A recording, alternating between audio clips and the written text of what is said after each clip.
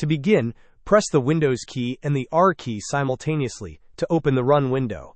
In the dialog box, type inetcorporal.cpl and press Enter. This action will open the Internet Properties window. Navigate to the Connections tab. Within this tab, locate the LAN Settings section. Ensure that the box for Automatically Detect Settings is checked, and critically, uncheck the box associated with Proxy Server.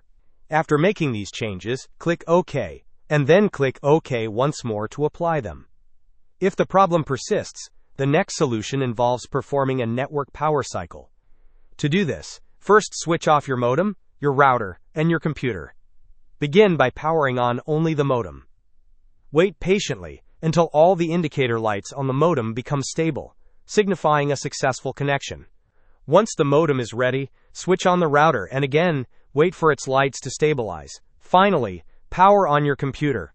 If your setup uses an all-in-one modem-router combination, the process is slightly simpler.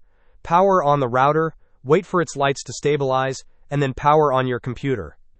The final step in resolving this issue is to perform a network reset. To do this, right-click on the Start button and select Settings from the menu that appears. In the Settings window, navigate to the Network and Internet tab on the left-hand side list. In the right pane, select Advanced Network Settings. Here, you will find the option for Network Reset.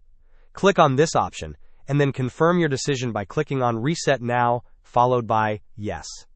Hope this was helpful. Don't forget to like and subscribe if you enjoyed. As always, thanks for watching, and I will see you in the next video.